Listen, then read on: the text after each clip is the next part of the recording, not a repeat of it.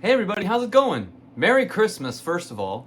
So this video is going to be a little bit interesting. My sister plays the guitar. She plays a nylon string classical concert-sized guitar. And she's a music therapist. She actually just graduated from U of L. So congratulations, Rachel.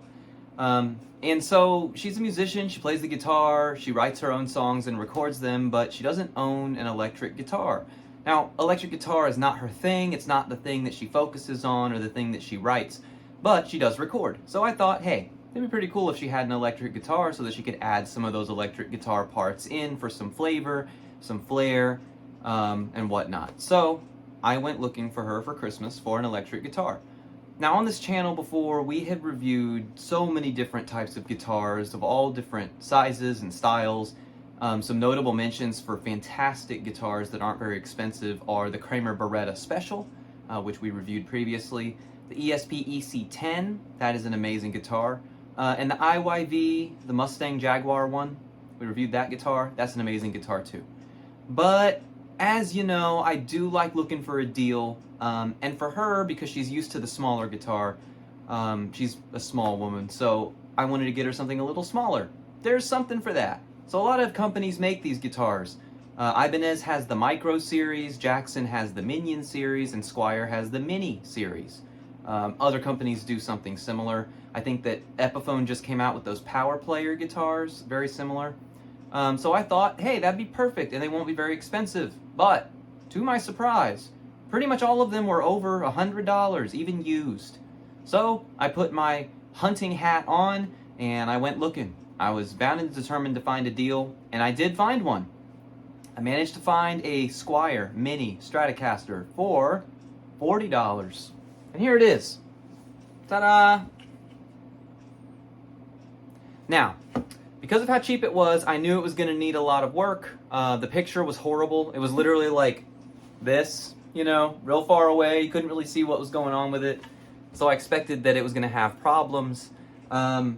It does have a few, but overall, already, just as it came to me, it's a pretty good guitar.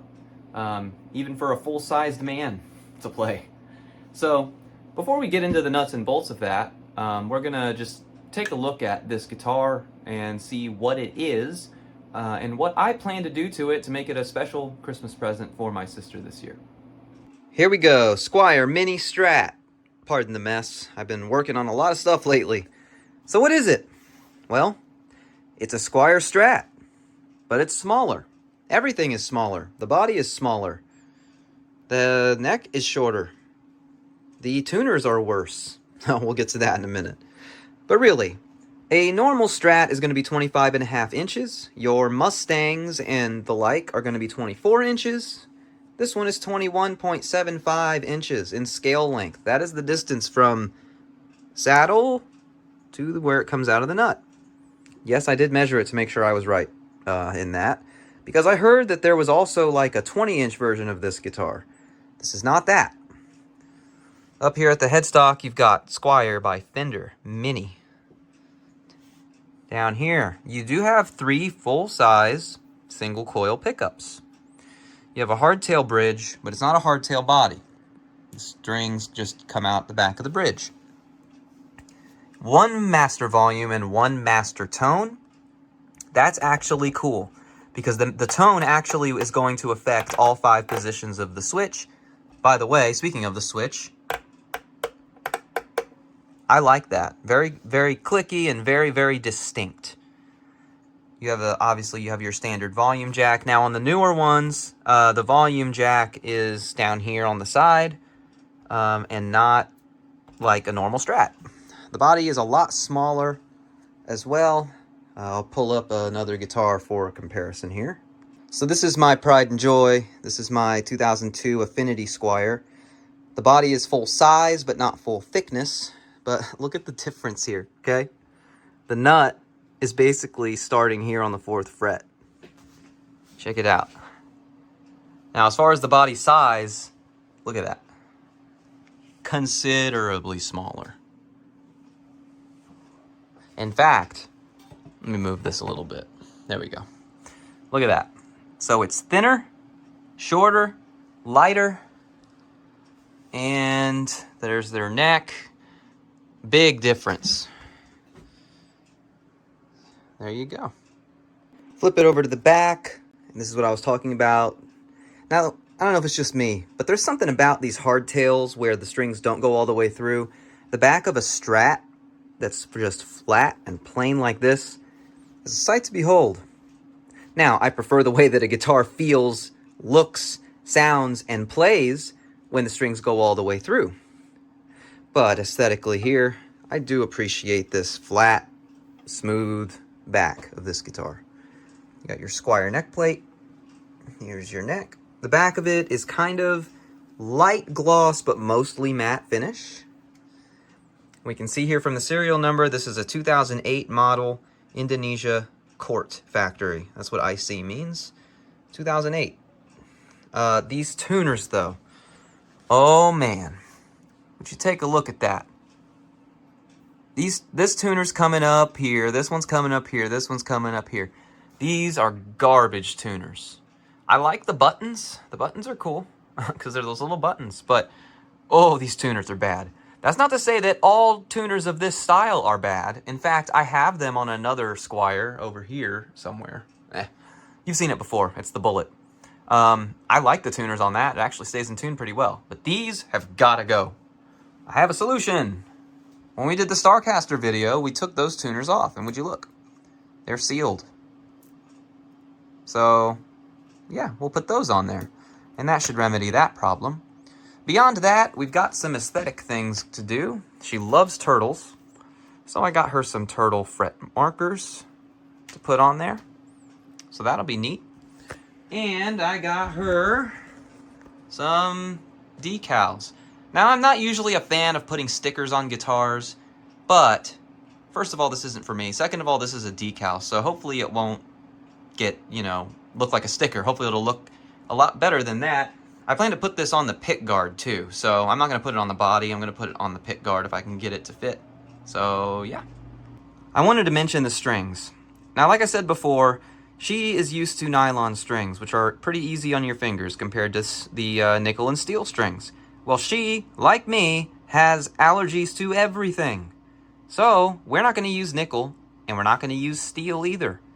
I don't think she'd be ready for stainless steel. I think they might be too rough. So we're going to try these. These are Slinky Cobalt. I did verify that these do not contain nickel, so that's going to be good. And yeah, it's a little bit of a thicker gauge. It's basically 10-11, so you got 11s on the bottom and 10 at the top. Kind of like a half and half pack. The reason I did that is when you have a shorter scale length like this, the lighter the string gauge, the slinkier it's going to be. And I don't want to have fret buzz and action nightmares, so I went ahead and went with these. I did not go with 11s because I thought those might be a little too thick and difficult for her, so we're going to go with these Slinky Cobalts. What good is a guitar without an amp, right? So I also put on my hunting hat and went out and found her this. This is a Peavey Rage made in the United States. So many of you have probably had this amp over the years. I have electrocuted myself with this amp. Not this specific one, but my late great aunt had this amp, but she cut the ground off because it wouldn't work on the power outlet in her room. Guess what happens when you try to play a guitar wired into an amp, plugged into an outlet with no ground? Yeah, found that out the hard way. That did not feel good. So I went ahead and got her this amp. I got this amp for $19.99. These amps are fantastic for practice. Speaker's kind of farty, but that's okay. I expect that she's going to use the preamp out or the headphones to record anyway, and she probably won't use the dirty channel. The clean channel on this is really, really nice. So I think this will be perfect for her application. Before we get started here, I do want to make sure that it works at all. So I've got it plugged into the amp here. By the way, these strings feel like they've been on this guitar for like 17 years. They are horrible. Oh, and there is something funny I want to show you. If you look here, this string is strung backwards. Maybe that's a magical secret that'll make it play better or something. I'm kidding. So what we're going to do is just make sure all the switch positions work and make sure that the tone knob works and the volume knob works. I hope.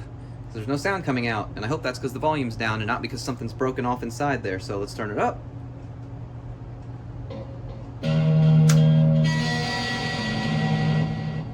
Okay. All the switches work.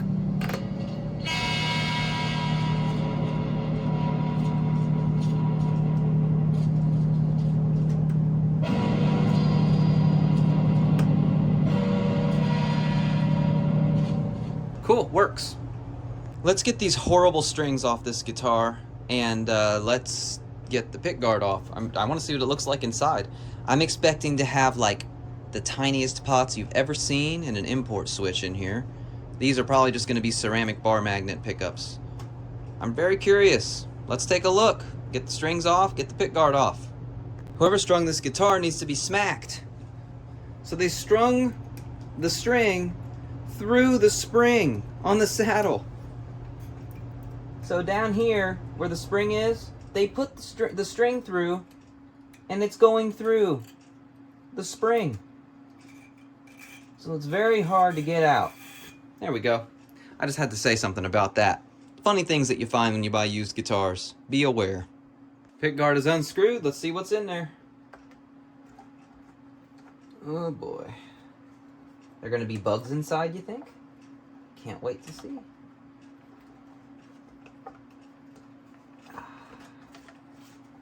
Okay, we're gonna have to move the camera. Hold on. So this is pretty much what I expected, except for one thing. Well, let's go with what I expected first. Tiny little pots, as we expected. Bar magnets, what we expected. This all looks like stock soldering, but what the heck is this right here? Have you ever seen that before? I haven't. I have never seen that. Maybe that piece of tape is on there to prevent them from contacting other things? I can't imagine why that's there. But conveniently, we have a swimming pool route, so we could do some pretty crazy stuff if we really wanted to. Now, this is not going to be a heavy metal shred machine, so we're not going to put 3 humbuckers. Sorry to disappoint you. But I will tell you this. I am now tempted to get one of these guitars for myself and get like 3 quad rail humbuckers. So that'd be like what? 12 rails in here, stack them all up. This thing would basically be a giant microphone if I did that. But yeah, swimming pool route. Those are always cool to see. Yeah, pretty much what we expected. Nothing special going on in here. All the solder joints look good. I don't see any problems or concerns, so I think we're good on the inside. So I'm gonna kind of clean up a little bit right here where the pickguard is, so that get that dust out. I mean, we don't need to do that, but hey, might as well clean it while you're ahead, right? So let's go ahead and do that. All right, so before we continue, I do want to show you a couple things. So I got these knobs. I forgot to mention that. And before we screw this back in, I did get those turtle decals, and I don't know if it's gonna fit because of how small this pickguard is. So I'm gonna try to find a place to put it, because we may have to cover one of the screw holes, and then we just won't screw that screw in. Or we might have to take the knobs off and have some of the turtle go under the knobs. So let's see what we can do about that. Alright, I know I said I wasn't going to do it, but it's going to have to go on the body. Check it out. So there's really nowhere this is going to fit. Thought about, like, what if I did it angled like this, but then there's this screw in the way, and it would also be in the way of the switch, and there's really just nowhere to put it. So I think it's going to have to go on the body. And the only place it might be able to go is, like, right here, but then the arm is going to get cut off. You can't see it, but the pickup, it's actually touching the pickup at this point. So, you know, you'd think, well, what if you just put it here? Great. But then the arm is hanging over, and then the head. See what I mean? So, I mean, I guess we could cut part of the arm off and try and do it that way, but, yeah, I don't think it's going to work on the pickguard. And then even if we did, I mean, you'd have a turtle swimming that way. I mean, I guess that could look okay, but it's in the way of your pick and it's going to get all shredded up. So it almost needs to go right here on the bottom. So that's what we're going to do. And then looking at the color of this, I see more blue in it than anything. So I think that with the blue, I think it'll look pretty good. So let's work on that. Good thing about this is we do have the bridge as our guide. We know that between the 4th string and the 3rd string that's dead center.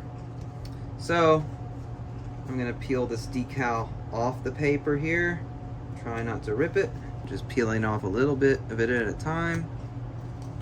Now, unfortunately, this did arrive bent, so I set it under a stack of CDs all day in the hopes that it will remedy the situation and allow it to be flat. Okay, there we go. So I got it in my hand here, and we're gonna line it up even. Oh, don't go on there yet. So we're gonna find that screw, which is right there. There we go. Yeah.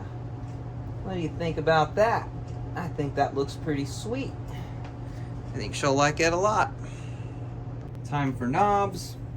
Talked about it before, but you can get one of these tools that you use to get the acoustic bridge pins out, and you can kind of stick it under there.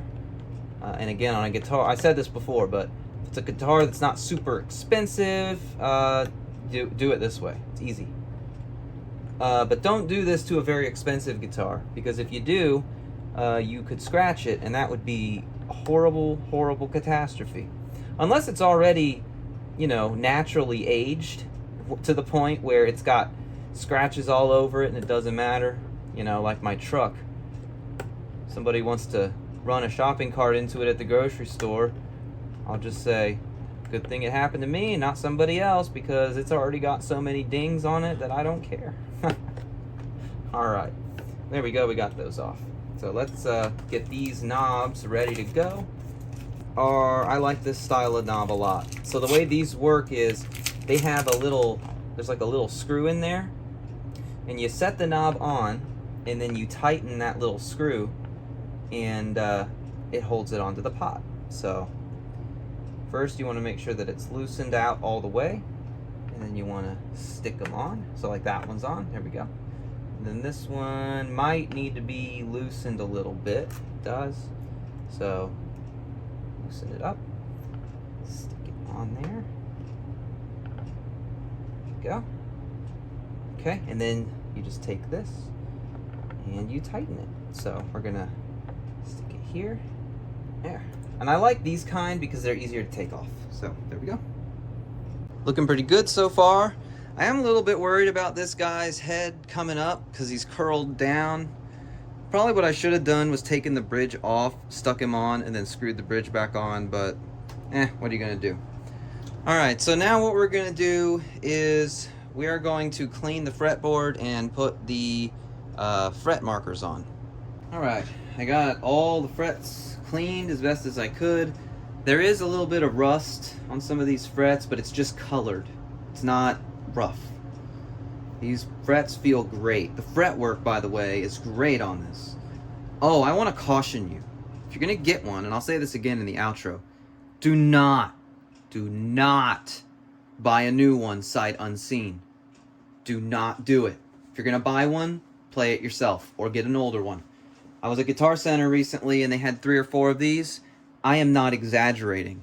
You could see the frets overhanging the fingerboard from the back by about, that much. I'm serious. It was enough that it would injure you. Like you would cut yourself and bleed if you weren't paying attention. It literally was the worst fretwork I have ever seen in my entire life. So be very, very careful. If you're going to buy one of these, play it first if you can. If you're going to order it online without playing it, get an older one. Don't get a newer one, because the fretwork on those lower end Squiers, and I've said this before in other videos, is absolutely horrendous. Don't buy a new Squier of any kind without trying it out first, unless it's a classic vibe, maybe even an Affinity or higher. We've done this before. We actually did a whole video about it, but I guess it wouldn't hurt to do it again. Now, these turtles are for a ukulele, so some of these are going to be too small for the fret markers. But you only get, like, I don't know, you don't get enough of one color. So I'm thinking what I'm going to do is do like blue on the bottom, and then we'll do these white ones on the top, because there's a blue turtle at the bottom. So Pretty simple. I'm not going to use the smallest one on the first fret because the smallest one is way, way, way too small. So the way you do this is you get it started like that. You want to get the fret marker to come up with the paper, with the sticker. There you go, like that. Okay? And then you want to get it positioned where you want it. So in this case, this one is exactly the same size as the dot. A way to make this easy on yourself is use like a guitar pick and use it to hold it on as you peel that. There we go. And that's on there pretty good. Hopefully he stays.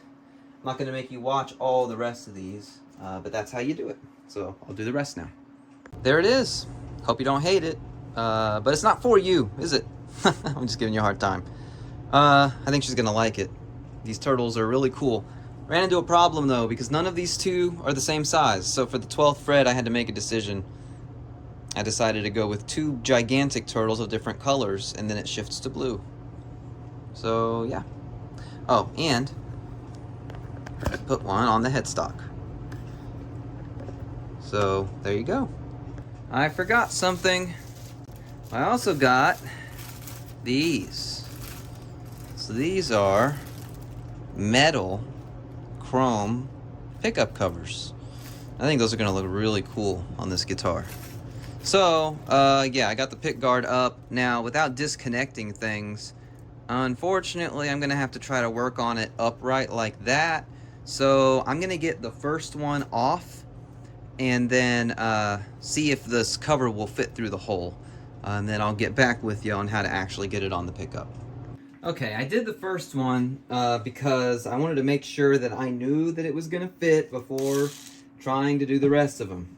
So now I'm gonna show you how you do this. So what you do is you get your screwdriver. In this case I'm using an electric, and you just loosen this. Okay, then you loosen the other side.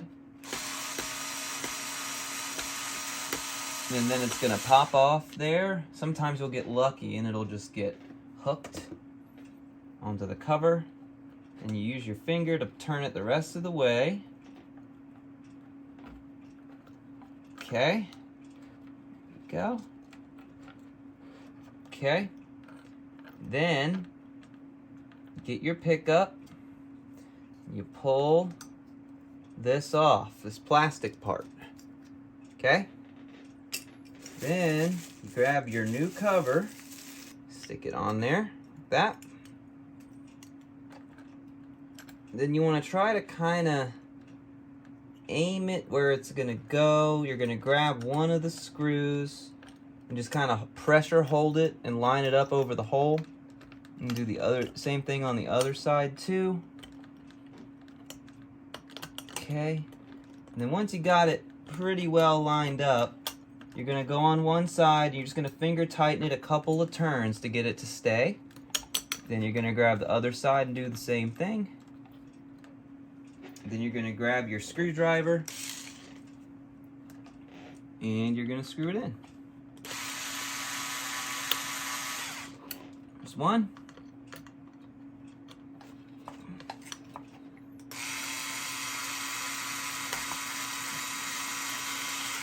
And there's two. There we go. Not going to make you watch the other one, but that's how you do it. There we go.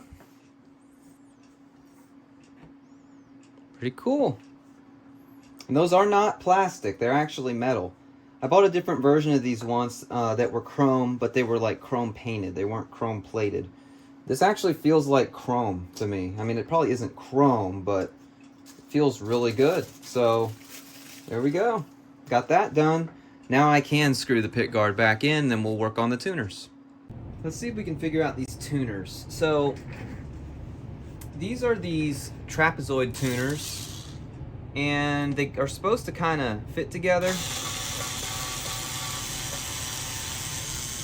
So let's get one off and see what we're dealing with here.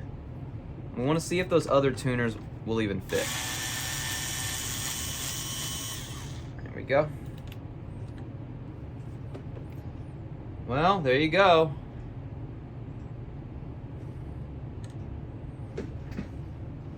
This is what's inside a trapezoid tuner. It's literally just a little gear like that and this little thing. Now the problem with it not being sealed is that gunk can get up in there. So I don't know if the other ones will even fit. So let's grab one and see. Yeah, it's not gonna fit. It's too fat. Well, dang it. I could drill out a new hole, but I think what I'm gonna do instead is fix these tuners, which will be really easy to do. It's just a matter of getting them off, like I did with this one. Getting them off, blowing them out if there's anything inside stuck in there, and then getting this back on. And making sure that it lays flat in here. So that's what we'll do. Okay, so I got two back on and I got all the rest of them off. I want to show you what I'm doing before I finish. So it's very simple. So all I'm doing is I'm popping off this, right? Checking in there for gunk, of which I don't see any. Then reassembling it. Making sure that it forms a flat edge and that nothing is poking out. Right? And once I make sure everything is flush, grab it like this, stick it through, line it up, grab a screw, get it in the general area where it goes, just finger, okay, and grab another one, push it down where it goes. And then I'm using this electric. Now, you don't want to do this with really expensive tuners or a very expensive neck, but I'm getting them in there as tight as I possibly can. If these tuners move around, your tuning stability is going to be horrible.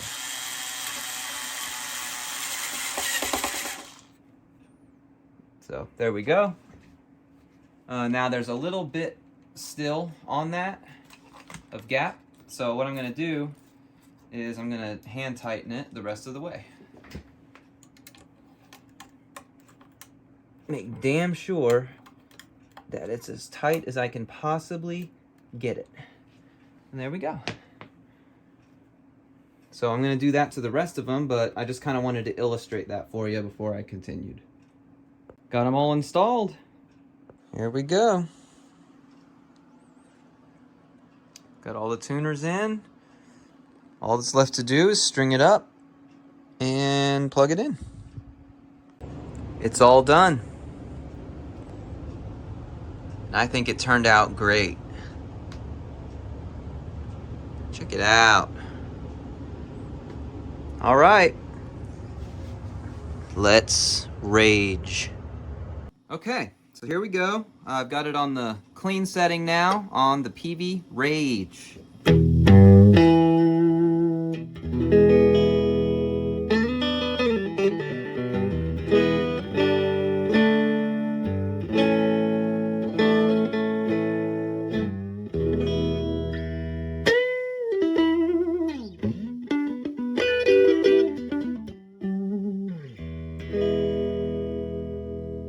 This amp sounds amazing, man.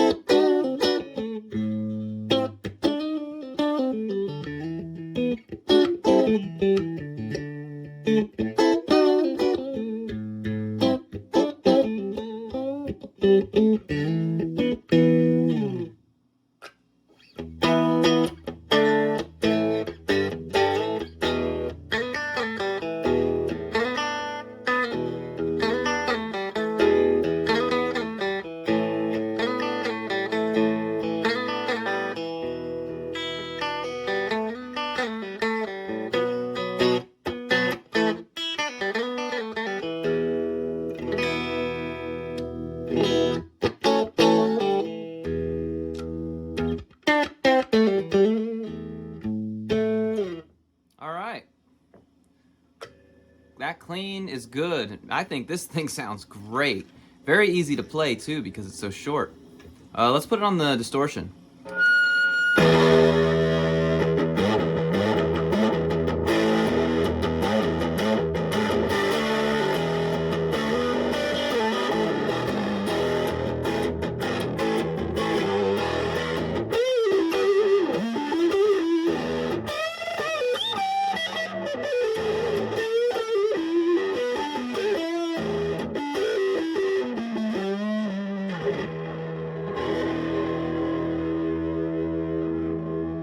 Real nice grungy sound. Let's go ahead and put it on the bridge.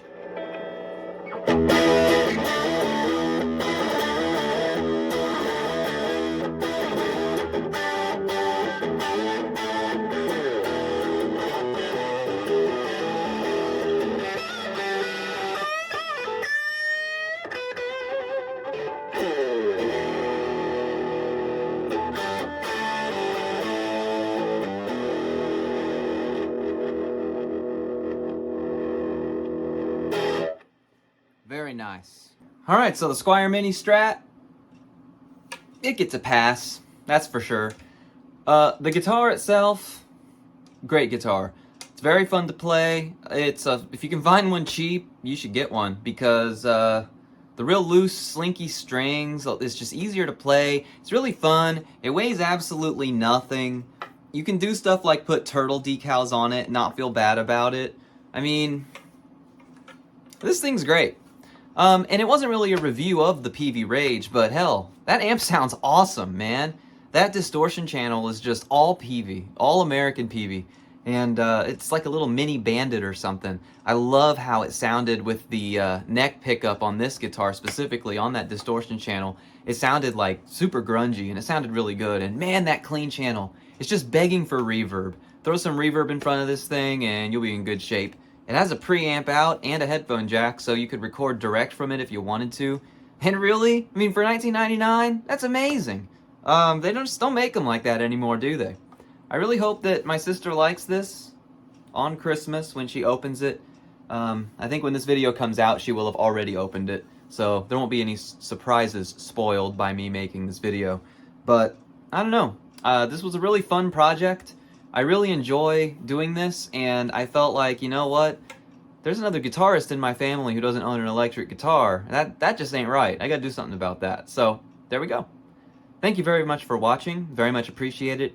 If you're interested in purchasing Fender products, go ahead and use the link in the description below. You could also use Fender guitar lessons if that's something you're interested in. You can get 14 days free if you use my link. Follow me on all the social medias. They're all in the description as well. And if you are interested in buying one of these blind, like I suggested you not do, you want to take a risk, use Amazon's return policy. I've got an affiliate link in the description for this guitar on Amazon if you're interested in trying it out. Thank you very much. I appreciate it. Merry Christmas, Happy New Year, and I'll see you next time.